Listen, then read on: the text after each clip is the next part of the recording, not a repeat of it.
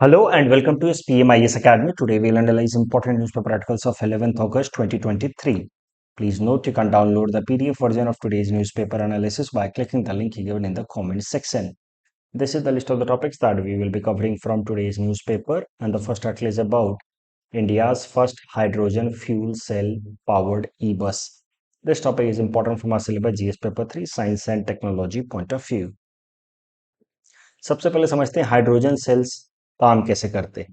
देखिए hydrogen cells thermo chemical energy को convert करते हैं इलेक्ट्रिकल एनर्जी में।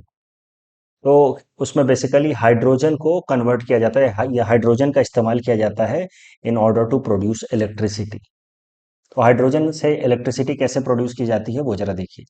तो हाइड्रोजन सेल में एक तरफ से फीड दिया जाता है हाइड्रोजन का।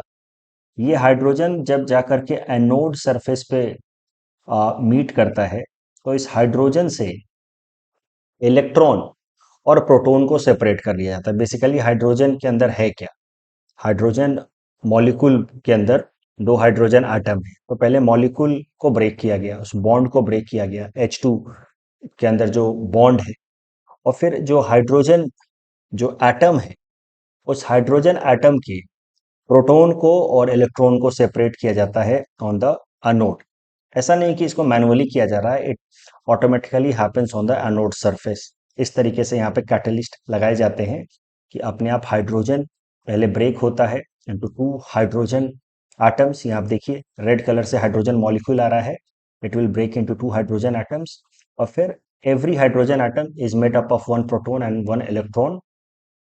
तो प्रोटॉन और इलेक्ट्रॉन सेपरेट हो जाते हैं। येलो कलर से हमने दिखाया है इलेक्ट्रॉन्स। ये इलेक्ट्रॉन्स फिर मूव करते हैं along the circuit, and when electrons move along the circuit it leads to creation of electricity, while proton जो ग्रीन कलर से हमने यहाँ दिखाया है, अब देखिए these protons move from this anode surface to cathode surface। क्योंकि इस तरीके का एक कैटलिस्ट हम स्ट्रक्चर लगाया जाता है कि ये सब कुछ अपने आप ही होता है, hydrogen breaking and then each hydrogen atom getting separated into electron and proton. अब ये जो इलेक्ट्रॉन यहाँ से मूव कर रहा है येलो कलर से आप देख रहे हैं, इसके कारण इलेक्ट्रिसिटी प्रोड्यूस हो रही है। जो ग्रीन कलर का प्रोटॉन आ रहा है, this green colour proton meets oxygen on the cathode surface. यहाँ से दूसरे एंड से ऑक्सीजन को डाला जाता है, ऑक्सीजन फ्रॉम एयर इसको डाला जाता है इनपुट की तरह। अभी जो प्रोटॉन है when it meets oxygen it leads to formation of water vapour, क्योंकि वाटर वेपर एक्चुअली है क्या, H2O। तो proton when it meets oxygen, तो two protons with one oxygen atom leads to formation of water vapour. तो इसमें पूरे process में असल में क्या हो रहा है, इलेक्ट्रिसिटी प्रोड्यूस हो रही है, and that electricity is produce getting produced because of the chemical energy stored in the bonds of these hydrogen atoms. इसीलिए इसको कहा जा रहा है कि thermo chemical energy is getting converted into electrical energy. और ये काफी क्लीन सोर्स माना जा रहा है इलेक्ट्रिसिटी का। क्यों? क्योंकि हाइड्रोजन हमारे एटमॉस्फेयर में अबंडेंट अमाउंट में प्रेजेंट है, और उसके अलावा इस पूरे प्रोसेस में आप देखिए तो बाई प्रोडक्ट के नाम पे क्या आ रहा है, water vapour, which is not at all environment damaging. तो ये पूरा का पूरा प्रोसेस जो है वो क्लीन प्रोसेस है इन्वायरमेंटल पर्सपेक्टिव से, and it can be considered as renewable also because hydrogen is available in our atmosphere in abundant amount. तो इस कारण से अगर हाइड्रोजन फ्यूल सेल को हमने कॉमर्शियल स्केल पर डेवलप कर लिया तो that would be a huge success. अलग अलग पर्सपेक्टिव से अगर हम इंडस्ट्रियल डेवलपमेंट के पर्सपेक्टिव से देखें तो immense amount of energy could be tapped from hydrogen which is already present in abundance. और इन्वायरमेंट पर्सपेक्टिव से देखें तो hydrogen fuel cell are cleaner source of energy. तो what else could be expect और what else could be ask for more. अब देखिए अभी तक सारा का सारा जो डिस्प्यूट है वो इकोनॉमी और इन्वायरमेंट के बीच में चलता है। When you focus on economic development environment gets damage, and vice versa when you focus too much on environment protection economic development gets compromised. लेकिन अगर हमने हाइड्रोजन फ्यूल सेल को कॉमर्शियल स्केल पर डेवलप कर लिया तो इकोनॉमिक एक्टिविटीज भी hinder नहीं होंगी, at the same time environment will remain protected. तो इस कारण से ये जो डेवलपमेंट है जरूरी है। अब इसमें भी ज्यादा क्लीनर सोर्स ऑफ एनर्जी वो होगा, ज्यादा क्लीनर सोर्स ऑफ इलेक्ट्रिसिटी वो होगा जिसमें हाइड्रोजन को इन्वायरमेंट फ्रेंडली प्रोसेसेस से प्रोड्यूस किया जाए। ऐसे हाइड्रोजन को हम लोग कहते हैं ग्रीन हाइड्रोजन। तो देखिए, हाइड्रोजन को प्रोड्यूस करने के तरीकों से के बेसिस पे हाइड्रोजन को अलग अलग नाम से बुलाया जाता है। Grey hydrogen, blue hydrogen, green hydrogen. तो hydrogen is produced from natural gas CH4। तो नेचुरल गैस से जब हम लोग कार्बन और हाइड्रोजन को सेपरेट कर लेते हैं तो hydrogen is produced while carbon gets emitted in the form of CO2। अगर हम लोग CO2 को एटमॉस्फेयर में रिलीज कर दें तो such kind of hydrogen would be known as grey hydrogen. क्यों? क्योंकि देखिए, ऐसा नहीं है कि ग्रे हाइड्रोजन मतलब ये ग्रे कलर का दिखेगा, not at all. The process is not environment friendly because in this process CO2 is getting emitted to the atmosphere, and that is the reason why this hydrogen will be known as gray hydrogen. While the next or second better approach for production of hydrogen is given CO2 is produced in the process, but that CO2 is not allowed to escape in the atmosphere, rather it is captured and stored in some underground fashion. तो ये जो hydrogen produce हो रहा है that is relatively better as compare to this hydrogen, इसीलिए इस hydrogen को कहा जाता है ब्लू हाइड्रोजन। सबसे बेहतरीन हाइड्रोजन वो होगा इन्वायरमेंट के पर्सपेक्टिव से जिसमें हम लोग वाटर को H2O की इलेक्ट्रोलाइसिस करा के इलेक्ट्रिसिटी की मदद से, और वो इलेक्ट्रिसिटी भी किसी रिन्यूएबल सोर्स से आती हो तो ज़्यादा अच्छी है, जैसे कि सोलर एनर्जी या विंड एनर्जी। तो ग्रीन इलेक्ट्रिसिटी की मदद से वाटर का अगर हम इलेक्ट्रोलाइसिस करा दें, इलेक्ट्रोलाइसिस में हाइड्रोजन को ऑक्सीजन से सेपरेट किया जाता है, तो oxygen will get release into the atmosphere and hydrogen can be produced. तो ये प्रोसेस जो है वो काफ़ी इन्वायरमेंट फ्रेंडली है, क्योंकि इस पूरे प्रोसेस में oxygen is getting release into the atmosphere as by product. तो इसी कारण से इस हाइड्रोजन को काफ़ी क्लीन हाइड्रोजन माना जाता है, and this hydrogen is known as green hydrogen. तो अगर हम लोग हाइड्रोजन ग्रीन तरीके से प्रोड्यूस करने लगे, यानी कि ग्रीन हाइड्रोजन प्रोड्यूस करने लगे, और हाइड्रोजन सेल को हमने कॉमर्शियल स्केल पर डेवलप कर लिया, तो that would and it has potential to end possibly the all conflicts between environment and economic development। वो दोनों गोल को हम लोग कन्वर्ज कर सकते हैं। तो that that is why this particular development is important. अभी ये तो शुरुआत है, अगर ये सक्सेसफुल हो जाता है तो it would be a great achievement. हुआ क्या है कि हमारे स्टेट आसाम के अंदर ऑयल इंडिया लिमिटेड ने अपने एक प्रोजेक्ट स्नेह प्रोजेक्ट के अंतर्गत जोरहट में एक बस स्टार्ट किया है ट्रायल बेसिस पे। That bus will be hydrogen fuel cell E bus, यानी कि ये बस जो है वो चलेगी with help of hydrogen fuel. और इसके लिए जो हाइड्रोजन लाया जाएगा that will be also taken from green hydrogen plant that has been established in Jorhat, Chari Gaon Jorhat, जो कि 99.99% ग्रीन हाइड्रोजन प्रोड्यूस करता है। This green hydrogen plant created in Charigarh Jorhat is India's first green hydrogen plant. तो जोरहट के इस चारी गांव स्टेशन से ग्रीन हाइड्रोजन प्रोड्यूस किया जा रहा है, और इस ग्रीन हाइड्रोजन की मदद से इस हाइड्रोजन सेल बस को ट्रायल बेसिस पे रन किया गया। उसमें इस तरह का सेल इस्तेमाल किया जाएगा, और ये ट्रायल बेसिस पे बस स्टार्ट की गई है।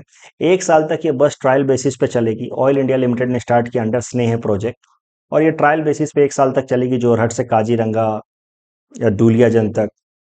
1 साल में अगर ये सक्सेसफुल तरीके से काम कर पाता है then it will be upgraded to commercial applications.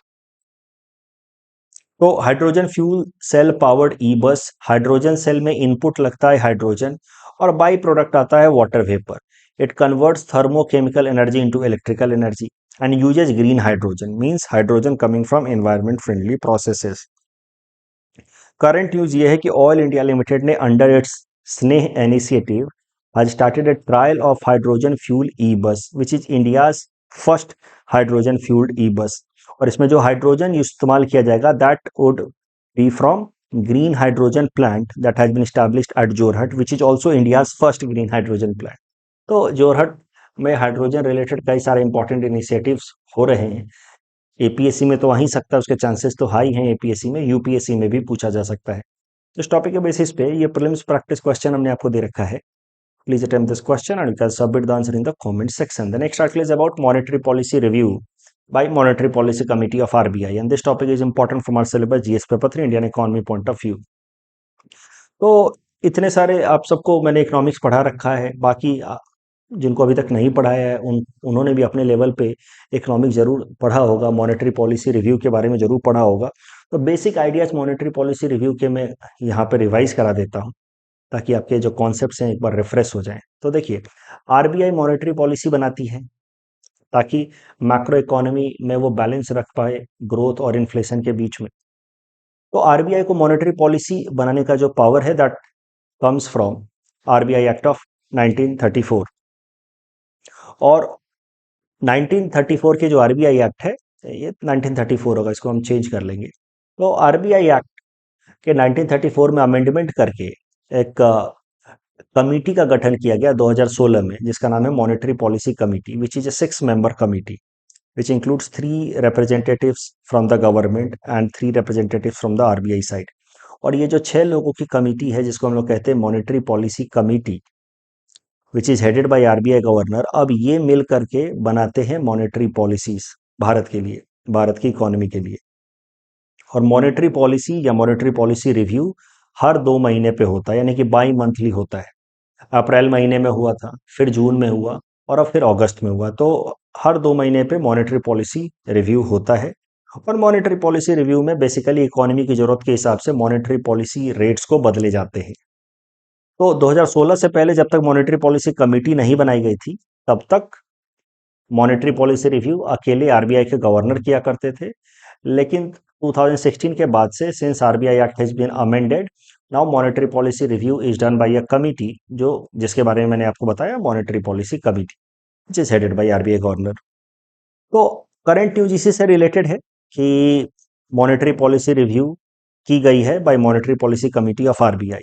But before we come to the current news, आप वो ये भी याद कीजिए, मैंने आपको बताया था कि मॉनेटरी पॉलिसी फ्रेमवर्क अग्रीमेंट भी साइन हुआ भारत सरकार और आरबीआई के बीच में 2015-16 में, जिसके अंतर्गत आरबीआई की जो प्राइम रिस्पॉन्सिबिलिटी दी गई अंडर मॉनेटरी पॉलिसी रिव्यू वो थी inflation targeting, consumer price indexed inflation targeting, which has to be kept in the range of 2% to 6%.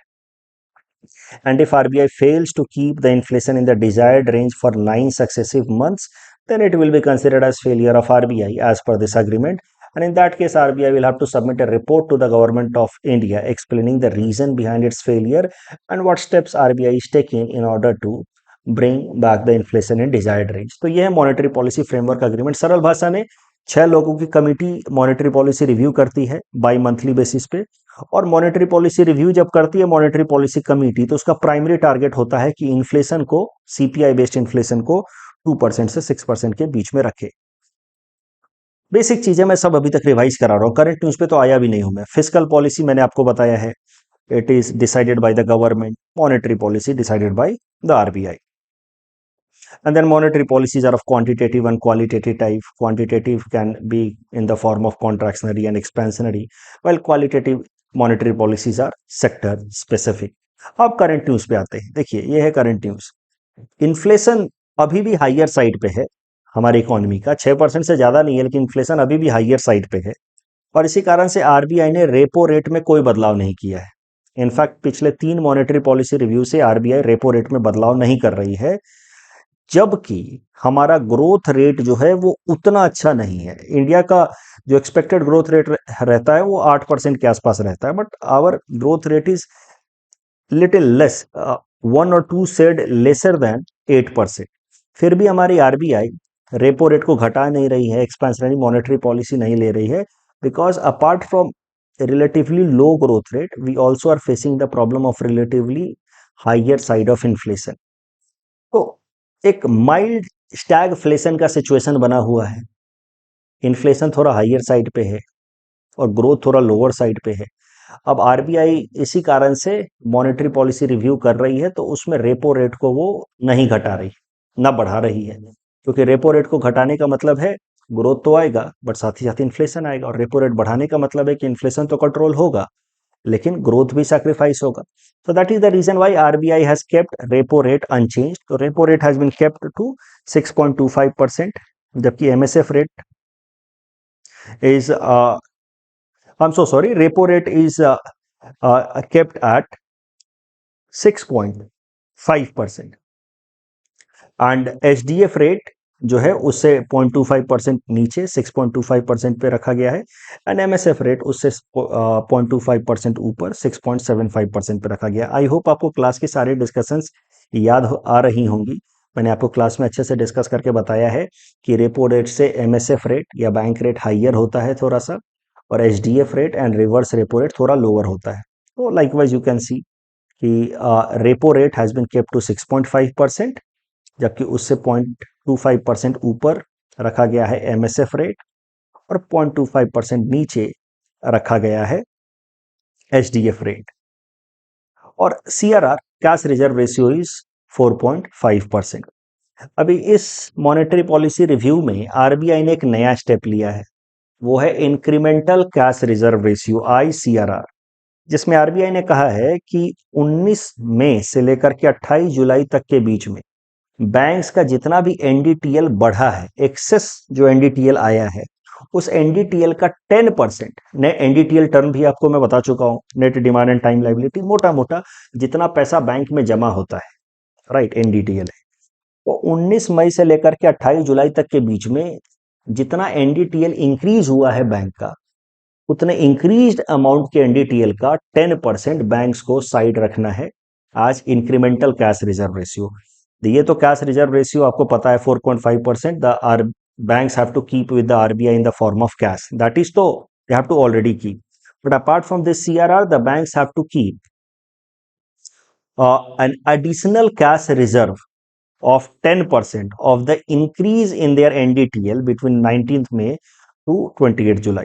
इसको नाम दिया गया incremental cash reserve ratio.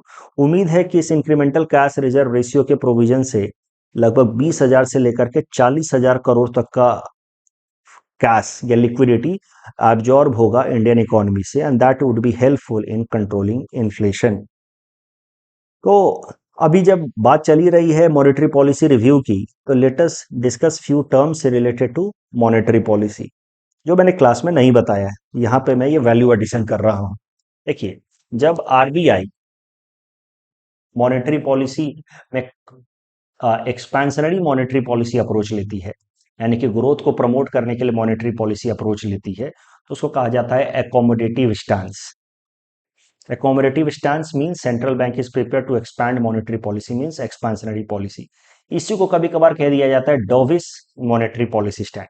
डॉविस monetary policy stand means RBI is willing to increase the repo rate so that overall lending rate comes down and economy gets flow of larger liquidity। जबकि इसका ठीक विपरीत होता है, अपोजिट होता है withdrawal of accommodation. Withdrawal of accommodation is used for contractionary monetary policy. उसके लिए दूसरा टर्म इस्तेमाल होता है hawkish monetary policy stance. Hawkish monetary policy stance is generally taken in the case of high inflation. यहाँ पे कॉन्ट्रैक्शनरी अप्रोच लिया जाता है where interest rates are increased, उसको कहा जाता है withdrawal of accommodative monetary policy. और अगर मॉनेटरी पॉलिसीज में रेट्स को ना बदला जाए, ना इंक्रीज किया जाए, ना डिक्रीज किया जाए, तो उसको कहा जाता है न्यूट्रल मॉनेटरी पॉलिसी स्टैंस, जो मौजूदा केस में किया है आरबीआई ने। तो ना ही हॉकिस किया है, ना ही डोविस किया है, यानी कि ना ही एकोमोडेटिव स्टांस लिया है, ना ही विड्रॉल ऑफ एकोमोडेशन किया है। RBI has currently gone for neutral policy stance which is neither hawkish nor dovish। hawkish means contractionary, dovish means expansionary या accommodative। उसके अलावा आरबीआई ने इंक्रीमेंटल कैश रिजर्व रेशियो का कॉन्सेप्ट लाया है फॉर कंट्रोलिंग इन्फ्लेशन। टॉपिक के basis पे prelims practice question हमने आपको दे रखा है। Please attend this question and you can submit the answer in the comment section. The next article is about case against Assam rifles and this topic is important from our syllabus GS paper 3 internal security point of view. सबसे पहले Assam rifles के बारे में briefly जरा देख लेते हैं।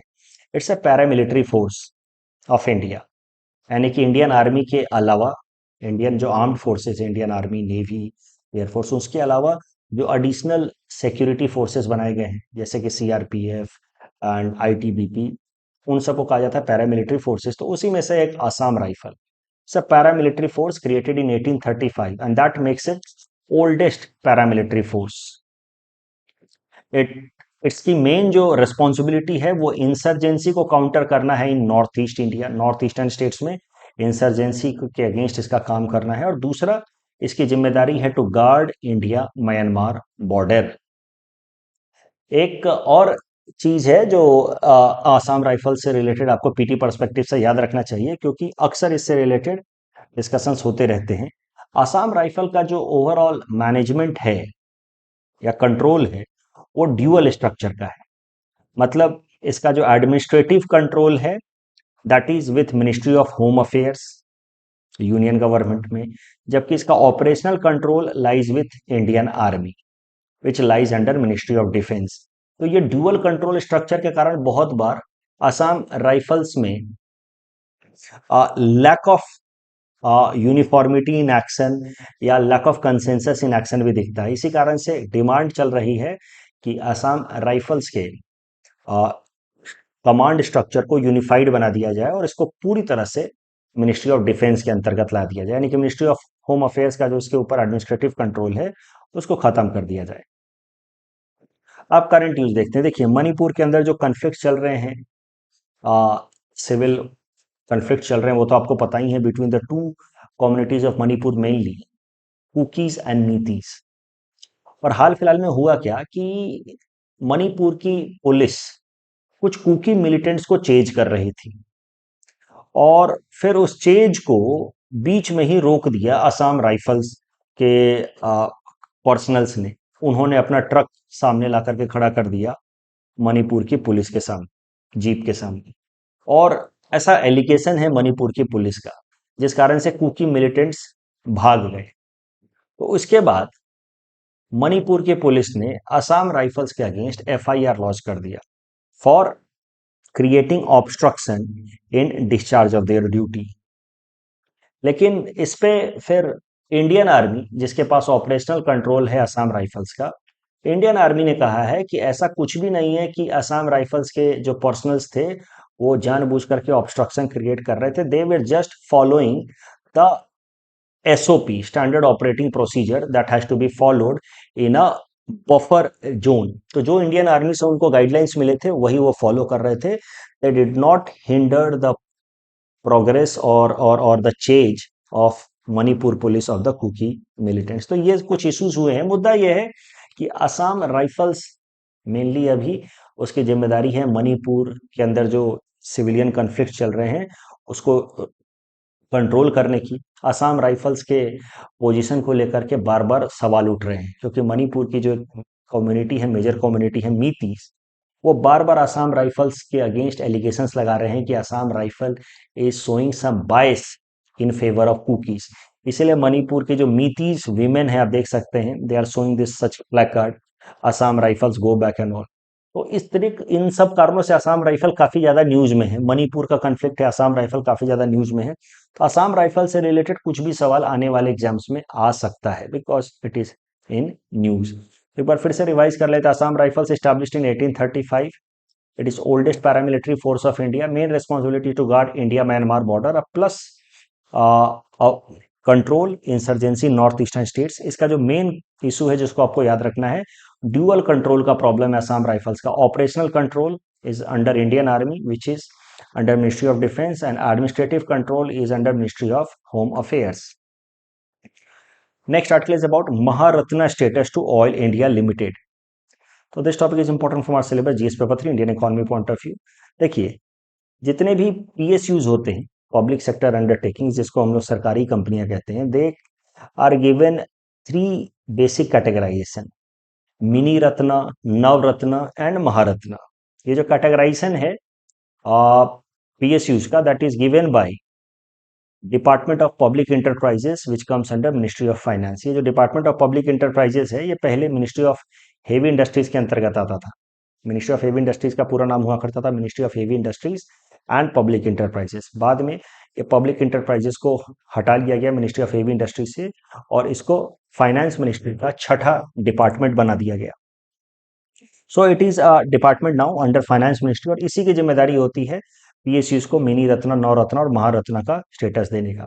ये जो मिनी रत्ना, महारत्ना, नवरत्ना की जो कैटेगराइजेशन की जाती है, that is done on the basis of कि कितना टर्नओवर है, कितना प्रॉफिट है, यही सब पे किया जाता है। तो यहाँ पे मैंने दे रखा है कैटेगराइजेशन कि turnover annual average turnover 25,000 crore होना चाहिए पिछले 3 साल में, या एनुअल नेट वर्थ 15,000 करोड़ होना चाहिए, या फिर एनुअल नेट प्रॉफिट पिछले 3 सालों का एवरेज होना चाहिए 5,000 करोड़। उसके अलावा उस ऑर्गेनाइजेशन का ग्लोबल प्रेजेंस होना चाहिए, and it must be A listed company, यानी कि registered public limited company in Indian stock markets. ये सारे क्राइटेरियाज होंगे तो किसी भी पीएसयू को महारत्ना स्टेटस दिया जा सकता है। अब करंट न्यूज ये है कि ऑयल इंडिया लिमिटेड को महारत्ना का टैग दिया है मिनिस्ट्री ऑफ फाइनेंस ने। तो इसके साथ ही Oil India Limited has now become 13th Maharatna of our country. Oil India Limited को लेकर के चीजें आपको याद ज्यादा रखनी चाहिए, खासकर एपीएससी एग्जाम के लिए, because oil India Limited has direct relations with Assam. इसका हेडक्वार्टर तो असम में ही है। It was created in 1959 with the main objective of exploration of oil from the newly discovered oil field of Naharkati and Moran. Right. In 1961, it became a joint venture company of Government of India and Burma Oil Company Limited of UK. तो oil India limited से related कोई भी information APSC के लिए important है, और अभी oil India Limited को महारत्ना स्टेटस मिल गया है, 13th महारत्ना वो बन गई हमारे देश की। तो ये सारी चीजें आपको याद रखनी है। Oil India limited gets Maharatna status. PSU that are classified as mini Ratna, Navratna और महारत्ना, बेसिस इसका है एनुअल टर्नओवर, प्रॉफिट या इंटरनेशनल प्रेजेंस। ये सारी चीजें हैं। तो अब कितना प्रॉफिट होना चाहिए, कितना टर्नओवर होना चाहिए, सबको एग्जैक्टली रटने की जरूरत है नहीं। ये जो कैटेगराइजेशन है that is given by department of public enterprises which comes under ministry of finance. Current news ये है कि oil India limited headquarter in Assam has got Maharatna status, and this makes oil India limited 13th Maharatna of the country. इस topic के basis पे prelims practice question हमने आपको दे रखा है। Please attend this question and you can submit the answer in the comment section. तो कल जो हमने आपको प्रैक्टिस क्वेश्चन दिया था उसका आंसर देख लेते हैं। इसको भी आप एलिमिनेशन मेथड से कर सकते थे। पहला स्टेटमेंट गलत है। कॉन्स्टिट्यूशन अमेंडमेंट बिल कहीं भी लाया जा सकता है, लोकसभा या राज्यसभा में। तो correct answer would be C 2, 3, 4। Small modular reactors, small modular reactors are advanced nuclear reactors that have power or capacity of 300 megawatt। ये तो सही है। And small modular reactors can be sited on locations not suitable for large reactors, that is also correct. So the correct answer is option C. That's all from our side for today. Thanks for watching.